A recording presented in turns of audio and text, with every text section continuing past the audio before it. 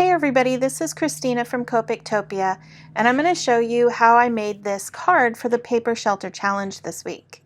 I have a couple of glitter snowflakes and some dewdrops that are red that I'm going to be putting on later. All of the supplies that I'm using will be down below, and the little image I'm using today is the There's a Penguin in My Cocoa from the Paper Shelter. I'll put a video link down below as well so that you can see how I colored him.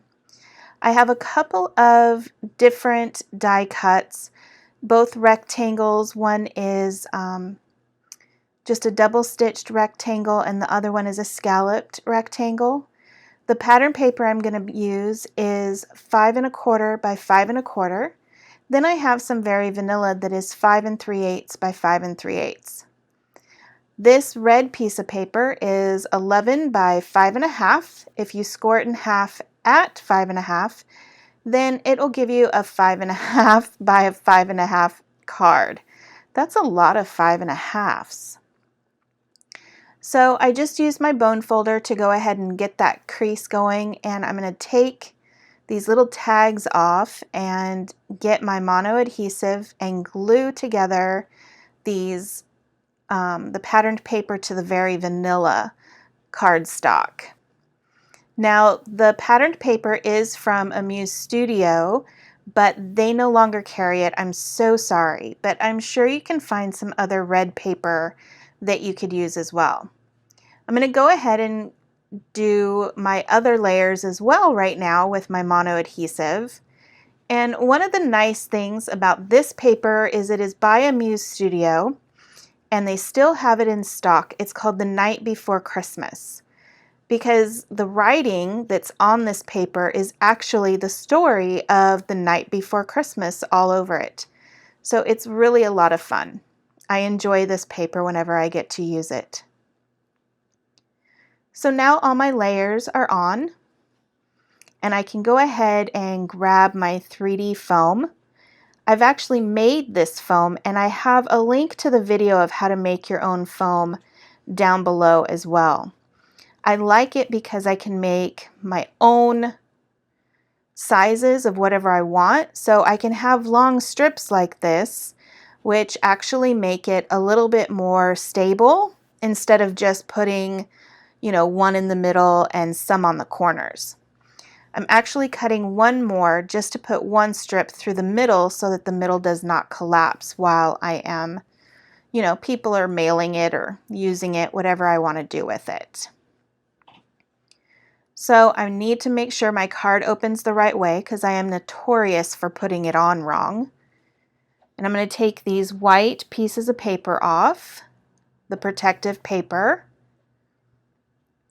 This is a little bit of a challenge sometimes.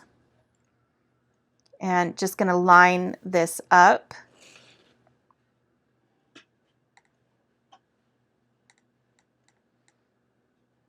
There we go. And now I'm going to put these layers on. But first I need to put my snowflakes on because I really don't want them to take away from the main image. So I'm going to use my Art Glitter liquid glue.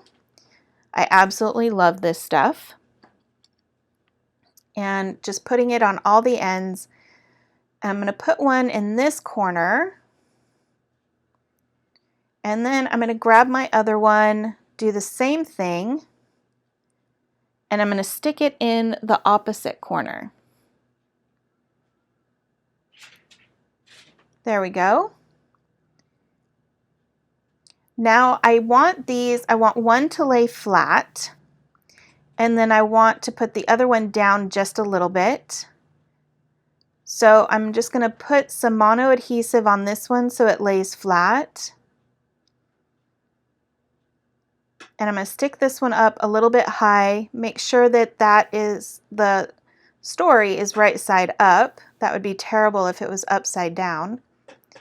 Then I'm going to go ahead and put some 3D foam on the back of this one. That way it's raised up just a little bit to give the card some more dimension. I love my layers, which I'm sure you have seen from all of my cards. And I love making them stand up and making it more 3D. Hence the 3D foam. So making sure that the writing is the right way and sticking that one just a little bit lower. Now for my image, I'm going to stick that right in the center, but I need to put more adhesive on that side. That way it's even. So I'm actually going to figure out where my foam goes and then flip it over so I get it in the right place.